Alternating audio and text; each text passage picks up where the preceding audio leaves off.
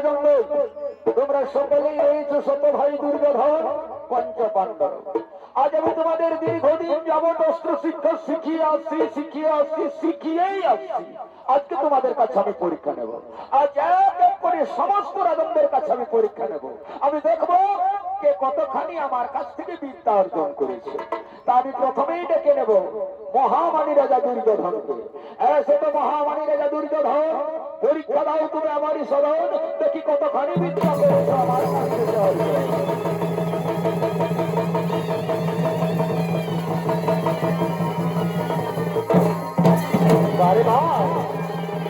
প্রণাম গ্রহণ করুন গুরুদেব, কল্যাণ হস্তব। বলো হে মহামানী রাজা দুর্যোধন, ওই যে দূরে বৃক্ষ দেখা যাচ্ছে, বৃক্ষের মধ্যে তুমি কি দেখতে পাচ্ছ? গুরুদেব, গুরুদেব, ওই বৃক্ষের ডালে আমি দেখতে পাচ্ছি কি সুন্দর একটি পক্ষী শাবক রয়েছে। আচ্ছা বাবা, আচ্ছা, ঠিকই দেখেছে। আর ওই পক্ষী শাবকের কনকন অংশ দেখছো? গুরুদেব, পক্ষী শাবকের সর্বাঙ্গ সুন্দর সবুজ বর্ণ দেহদার, রয়েছে দুটি পা, দুটি ডানা, হলুদ বর্ণ ঠোঁট, চোখ দুটি যেন জল জল করে। হলো না, হলো না, হলো না, হলো না। যাও বসো, বসো বাবু, আসন গ্রহণ করো। বীর দুঃশাসন, পরীক্ষা দাও তুমি আমারই সদন, দেখি কতখানি বিদ্যা তুমি করেছ অর্জন। সঙ্গে সঙ্গে দুঃশাসন থেকে আসছে।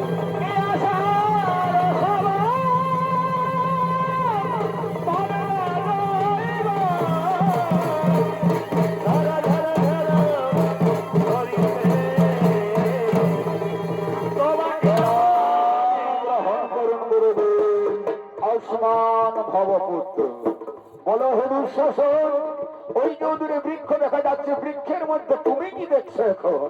হে মহানুভব, ওই বৃক্ষের পাতা আমি চেয়ে দেখছি কেবল একটা মাটির পক্ষী শাবক রয়েছে।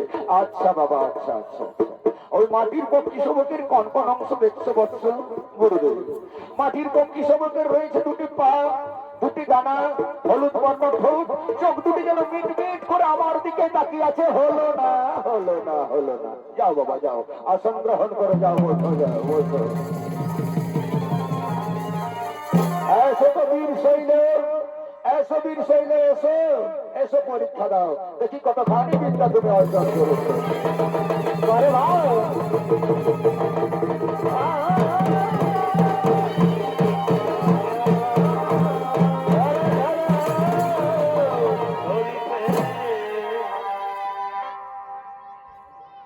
প্রণাম গ্রহণ করুন গুরুদেব, কল্যাণ হতে।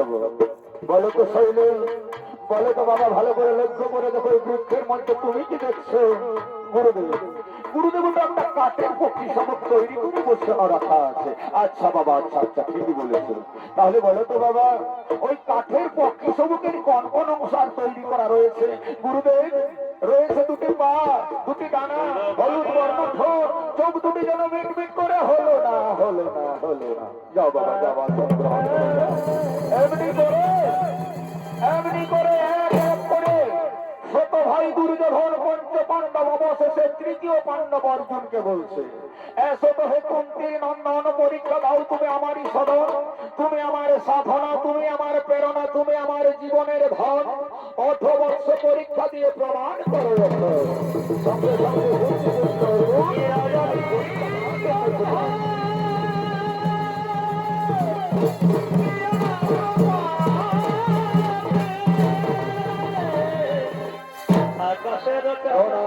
গ্রহণ করুন গুরুদেব, কল্যাণ হস্ত দীর্ঘ। বলো হে কুন্তীর নন্দন, বলো তো বাবা, ভালো করে লক্ষ্য করে দেখো বৃক্ষের মধ্যে কি আছে? গুরুদেব, বৃক্ষের চারিপাশে আমি চেয়ে দেখছি, কোথাও কিছু দেখতে পাই না, কেবল ওই বৃক্ষ থেকে আমার কানে একটা ভেসে আসছে কুহু কুহুর চমৎকার, চমৎকার বর্ষ। তাহলে কি পারবে বাবা? ওরে অর্জুন পারবে শব্দ থেকে বান করে ওই কৌশলকে বন্ধ করে দিতে?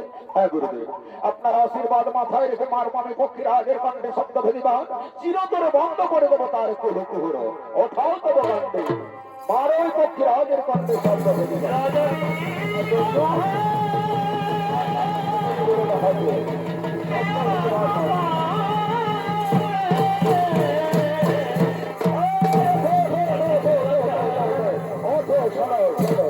তাহলে তোমরা সকলেই নিজের চোখে দেখতে পালে, সকলে সকলেই বুঝলে শত ভাই দুর্যোধন পঞ্চ পাণ্ডবের মধ্যে সর্বশ্রেষ্ঠ ধনুর্ধারী বীর হলেন এই তৃতীয় পাণ্ডব বীর অর্জুন।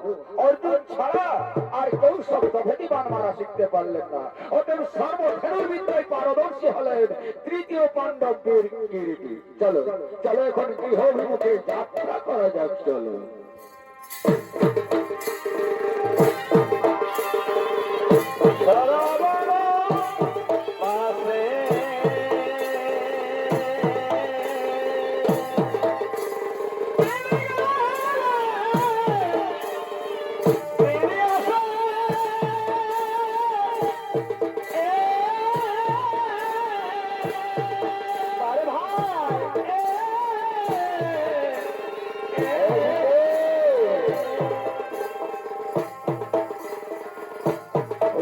ধনুর পালিত পুত্র একলব্য মনে মনে চিন্তা করছে অস্ত্র গ্রহণাচার্যের কাছে শিষ্যত্ব গ্রহণ করব, তারপরে জঙ্গলে আমি শিকার করব। তাই তাই সেই পালিত পুত্র একলব্য আজ অস্ত্র শিক্ষা শিখবার জন্য গুরুদেবের দিকে অগ্রসর হয়েছে।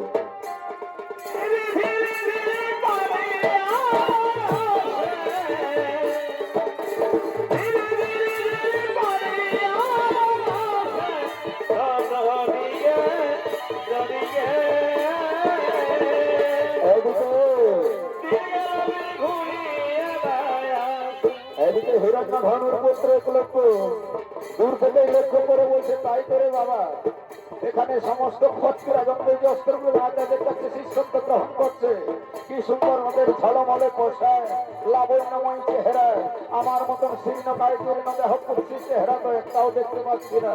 তাহলে কি অস্ত্রগুলো রাজাকে আমাকে শিষ্য বলে গ্রহণ করবে? না না না না না, ওখানে আমি যাব না, তার চেয়ে আমি বাড়ির দিকে যাওয়াই ভালো। না, অস্ত্রগুলো না চাইতো সে তো মহান গুরু, সে তো ভগবান। ভগবানের কাছে উঁচু নিচু ছোট বড় ধরিত্রীর কোনো বিচার থাকতে পারে না, তবেই তো সে মহান গুরু। আমি নিজেকে নিজে ছোট বলে মনে করবো না, আমি আগে তো গিয়ে দেখি, তার চরণে চরণাশ্রিত হয়ে বলবো বলবো গুরুদেব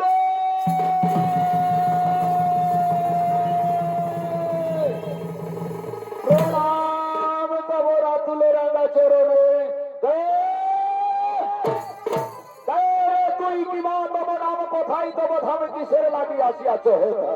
গুরুদেব গুরুদেব গুরুদেব, এক লক্ষ মম নাম, হিরণ্যধনুর পালিত পুত্র, জঙ্গলে রয়েছে আমার ধাম, শিকার করাই কাম। গুরুদেব অস্ত্র শিক্ষা শিখেবার জন্য আসিয়াছি আপনার দরবারে, কত লাগিবে দাম? গুরুদেব গুরুদেব, আমি কি কোনো অন্যায় করলাম? হ্যাঁ, যার ছায়া মালাল আমাকে গঙ্গা স্নান করতে হবে, সেই নিছিন দরিদ্র ছোট জাতের ছেলে কি করে ভাবতে পারলো অস্ত্রগুলো আচার্য থেকে শিষ্য বলে গ্রহণ করবে? ও গুরুদেব,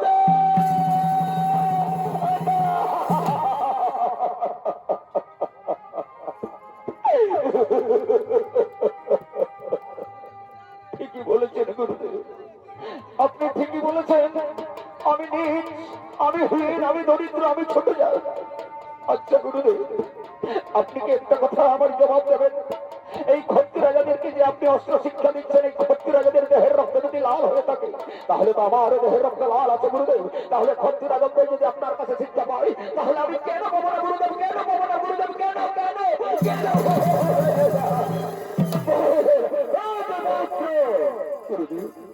আমি জানতে চাই যে আমার এই অস্ত্র শিক্ষা শিবির ছেড়ে যাবি কি যাবি না? যাবো যাবো গুরুদেব, করো জোরে বিনতি করে বলছি গুরুদেব, একটি বাড়ির জন্য আপনি বলুন, উনি বেদের ছেলে একলব্যকে অস্ত্র শিক্ষায় শিক্ষিত করবো, এইটুকু আপনার মুখ থেকে ভাষা বেরিয়ে এলে আমি হাসতে হাসতে চলে যাবো গুরুদেব, আমি হাসতে হাসতে চলে যাবো, আমি না রে বেদের ছেলে, এই পূর্বের সূর্যটা কোনদিন পশ্চিমে উদিত হতে পারে, হতে পারে, কিন্তু অস্ত্রগুলো আচার্য যখন না বলেছে কখনো আর হা করবে না।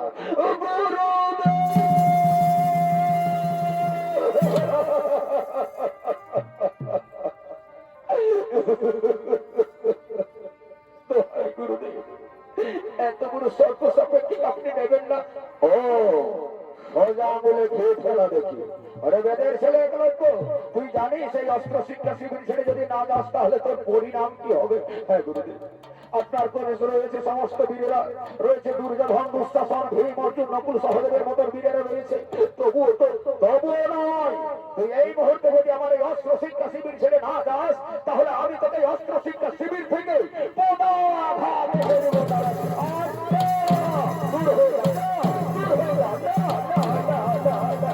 আমি যাবো না, আমি যাবো না। আমরাও জানতে চাইবো এখান থেকে যাবি যাবি না। ওরে ছেলে জাতের ছেলে না দেবে তোকে বড়া ভাষা দিয়ে এখান থেকে তাড়িয়ে দেওয়া হবে। দূর হয়ে যা, দূর হয়ে যা, দূর হয়ে যা।